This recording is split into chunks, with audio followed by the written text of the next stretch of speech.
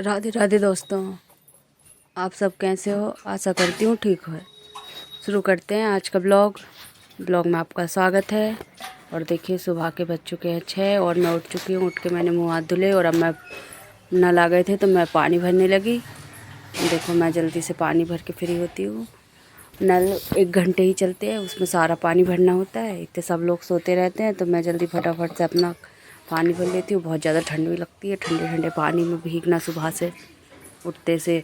पर अगर नल चले जाओ और पानी ना भर पाओ तो दिन भर पानी भी नहीं मिलता है। दीदी के घर का भी मुझे भरना होता है, इधर हमारे इधर का भी मैं ही भरती हूँ। सारा पानी भरने के बाद में मैं बनाने लगी समायरा के लिए लंच। लंच मैं बना रही थी मैगी, क्योंकि वो आज इसके स्कूल में है ग्रैंडफादर्स डे और आज सैटरडे भी है तो आज कुछ भी ले जा सकते अलाउ है। तो मैंने जल्दी से मैगी बना दी। बाकी हर हफ्ते नहीं ले जाती है, वो महीने में 1 या 2 बार ले जाती है। तो मैं जल्दी फटाफट उसके लिए मैगी बनाने लगी। मैंने मैगी बनाई और उसको जल्दी से टिफ़िन पैक करी और जल्दी से किचन की सफाई करने चालू कर दी, क्योंकि समारा के पापा को ड्यूटी जाना है तो मुझे लंच बनाने के बाद में फटाक से खाना भी बनाना है। तो मैंने जल्दी से मैगी बनाई। देखो मैगी बन चुकी है, मैंने उसमें मसाला डाला और ये देखो उसके पापा की पूजा हो चुकी थी और समायरा कपड़ा पहनने की कोशिश कर रही थी और ये जनाब रो रहे थे तो मैंने उनको दे दिया बिस्किट कि आप जल्दी से बिस्किट खाओ, इतने में आपका दूध गर्म करती हूँ। तो मैंने फटाक से इसका टिफ़िन लगाने के बाद में दूध गर्म होने के लिए रख दिया है। जल्दी से टिफ़िन लगा दी हूँ और ये देखो समायरा को भी दूध दे दी हूँ, वो भी पी ली है। और ये चले गए, बोले मैं इतने तैयार होती इतने धूप में खड़ा हो जाता हूँ। तो डुग्गू ने सोचा पापा कहीं जा रहे हैं, तो देखो कितनी स्पीड से भाग रहा है और जाके वो भी अपने पापा जी के पास खड़ा हो गया। और साफ करो जल्दी। देखो समायरा ने अपनी ड्रेस गंदी कर ली और जो हम रात को ही लाए थे, 11 बजे रात को गए थे लेने के लिए, क्योंकि उसके स्कूल में लग रही थी पिंक फ्रॉक। तो भैया हमने फिर रात में ख़रीद के लेके आए और डुग्गू जाके अपने पापा के पास खड़ा हो गया। मैंने जल्दी समायरा को दिया उसका लंच बॉक्स पैक करके, वो अपने लंच बॉक्स उठाई और वो जाने के लिए तैयार है। मैंने अभी रुको, टाइम नहीं हुआ है, वो जाने इधर बताओ। तो मैंने सोचा चलो मैं भी थोड़ी देर धूप में खड़ी हो जाती हूँ, क्योंकि काम तो बहुत सारा रहता है पर ठंड बहुत ज़्यादा लगती है और कोई ज़्यादा लोग खड़े रहते हैं तो मन होता है कि अपन भी जाके थोड़ी देर खड़े हो जाए। मैं गई और जाके देखा कि ये दोनों बहन भाई खड़े हैं और ये जनाब देखो फिसल पट्टी समझ के फिसल रहे हैं, पूरे कपड़े मुझे गंदे कर लिए। फिर मैंने थोड़ी इसके पापा पे गुस्सा करी, थोड़े फटाक से उसको गोदी में लिया कि आप देख रहे हो और वो सारा गंदा हो रहा है। वो पूरा मोजा गंदे कर लिया और हंसने लगे मुझ पर कि सुबह से डांट पड़ गई। मैंने कहा जल्दी से समायरा को स्कूल छोड़ के आओ। फिर उसको नीचे उतार दिया, फिर बिठान दिया। मैंने उसको चल मेरे पास आ जाओ, तो वो जनाब जी उठ के फिर फिसल पट्टी पे फिसलने की तैयारी में लग गए। और मैंने बनाया लंच जो बनाई थी मैंने शिमला मिर्ची आलू की सब्जी। क्या कर रहे हो? सब्जी में नमक डाल दिया है, बना के रख दी और जे जनाब उसमें नमक डालने लगे। और उन्होंने सोचा पापा रोज़ डालते हैं और इससे साबित होता है कि बच्चे जो देखते हैं वही सीखते हैं। रोज़ दिखता है पापा नमक डालते हैं तो उन्होंने कहा मैं भी नमक डाल दूँ पापा की थाली में। फिर मैंने फटाक से थाली छुड़ा के रख दी और थाली छुड़ा के रखने के बाद मैं चली अपने कपड़ों को सुखाने के लिए, क्योंकि बहुत सारे कपड़े थे। मैंने जल्दी सारे कपड़े सुखाए और फटाफट से नीचे आने लगी। माँ के देखना था डुग्गू क्या कर रहा है। कपड़े वपड़े सुखा कर फ्री हुई, क्योंकि अब मुझे समायरा को लेने भी जाना था। तो सुबह से बाल बंधे थे, आज बाल धुल ली थी, बहुत ज़्यादा ठंड लग रही थी तो मैंने कहा खोल लूँ, थोड़ी देर सूख जाएंगे, क्योंकि इतना टाइम नहीं मिलता है कि अपन 2 मिनट उनको खोल के सुखा लें। सुबह से जब तक 1 ना बज जाए, जब तक इतना बिजी टाइम रहता है, खाना खाने का भी टाइम नहीं मिल पाता है। तो मैं जल्दी से सफाई करने लगी। मैंने कहा अभी 11:30 बजे, अभी तो टाइम है समायरा को लाने में, तो मैंने कहा फटाक से अपना सारा काम कर लेती हूँ।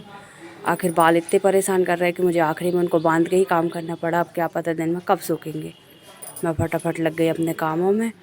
और जो डुग्गू ने पूरी कचर मचर रखी थी, दिन में 10 बार सफाई करना पड़ता है। फिर डुग्गू रोने लगा तो मैं उसको खिलाने लगी, क्या पता गिर गया था क्या, बाहर से रोता हुआ आया। तो मैंने कहा इसको सुला देती हूँ, पर मुझे लगा कि इसको नींद नहीं, इसको भूख लग रही है और नींद भी आ रही है। तो मैंने कहा थोड़ी देर ट्राई करती हूँ, सोएगा तो, नहीं तो फिर इसके लिए कुछ बनाती हूँ। तो मैं उसको खिलाने लगी, फिर भी रोना बंद नहीं कर रहा था। तो मैं चली गई किचन में। फिर मैंने किचन में बनाया दलिया बनाने लगी और दलिया बनाते बनाते मेरे साथ हो गया हादसा, क्योंकि गैस हो चुकी थी ख़त्म। तो भैया मेरा दलिया भी नहीं बन पाया। फिर मैंने दीदी के यहाँ ले जाके रखा और फिर मैंने इनको फ़ोन लगाया कि गैस ख़त्म हो गई। फिर उन्होंने बोला ठीक है, उसको फ़ोन लगाता हूँ, वो घर दे जाएगा, आप पैसे ट्रांसफ़र कर रहा हूँ, दे देना। मैंने कहा ठीक है।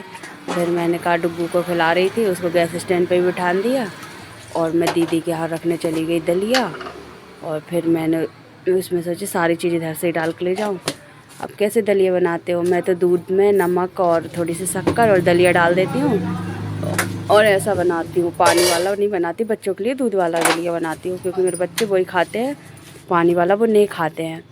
फिर मैंने दीदी के यहाँ रख के आई, मैं चली और फिर मैंने डुग्गू को थोड़ा खिलाया और मुझे करनी थी सिलाई। तो मुझे समायरा को भी लेने जाना था, 11:15 हो चुके हैं। मैंने कहा 15 मिनट कम रहे हैं, जल्दी से दलिया बन जाता तो मैं इसको खिला जाती।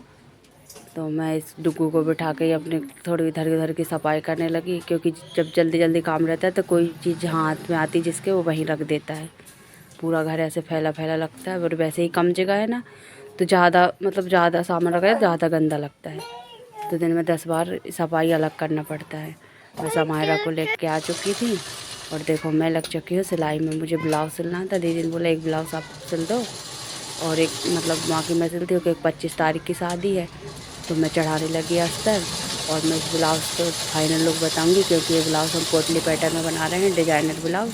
तो देखो जितने मेहनत हम करते उतनी कीमत हमको मिल नहीं पाती, क्योंकि हमारी बुटीक नहीं, दुकान नहीं है, तो ऐसे ही घर में सिलाई करते हैं। लेकिन ब्लाउज़ एक से एक डिजाइनर से लेते हैं, पर उतनी कीमत मिलती नहीं है जितनी मिलना चाहिए। और सिलते सिलते में कई विघ्न बाधा आ जाती है। लड़की अलग परेशान करती है, लड़का अलग परेशान करता है।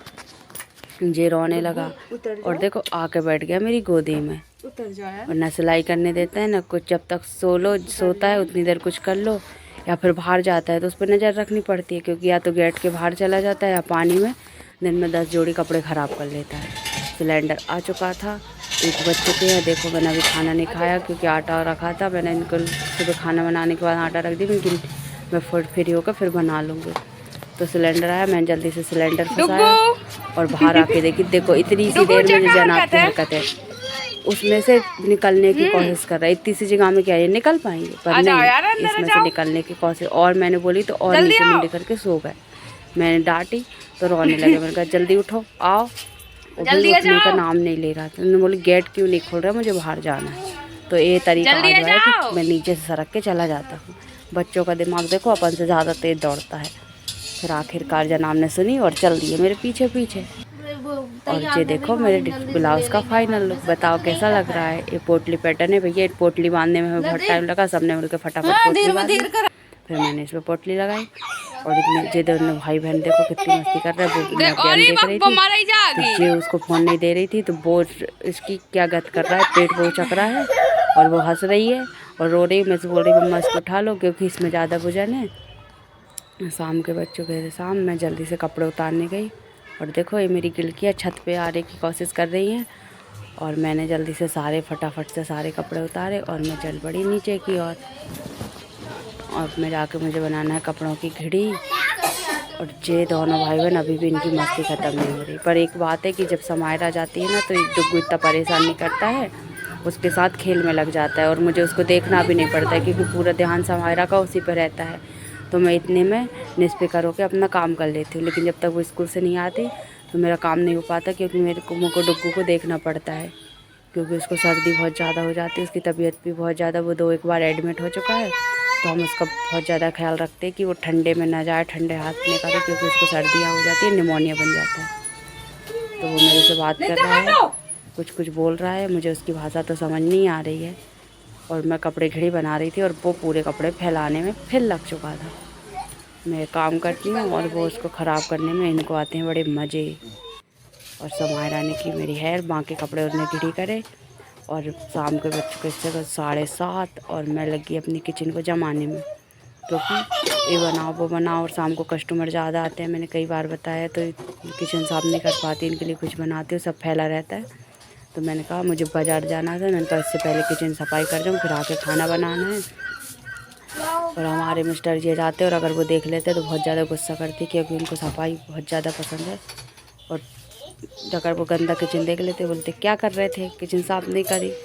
तो मैंने फटाफट से भैया किचन साफ़ करी, पूरे बर्तन जमाए और गैस स्टैंड साफ़ करा। वैसे तो हमेशा मैं खाना बनाने के बाद साफ़ कर देती हूँ, पर फिर भी एक बार और पोंछा मार दी हूँ। और मैंने देखा कि क्या क्या सब्ज़ी लाना है। बाज़ार पास ही में है, 10 मिनट लगते हैं, क्योंकि हर सैटरडे को बाज़ार भराती है हमारे यहाँ। तो मैं जल्दी से लग गई अपने काम फिनिश करने में। और समाए की मेरी हेल्प कर रही थी। मैंने उसको बोला पापा आने वाले होंगे, बाहर अगर कुछ का सामान पड़ा हो इधर उधर से बाहर से लिपट तो जमाया, क्योंकि डुग्गू दिन भर चप्पल जूते ढोता है, लेके घूमता है। फिर मैंने देखी कि टमाटर भी है, प्याज भी है, मुझे सब्जियां क्या क्या लाना है। और गाइज प्लीज़ मेरे चैनल को सब्सक्राइब कर दीजिएगा, लाइक कर दीजिएगा। Thank you. मिलेंगे अगले ब्लॉग में।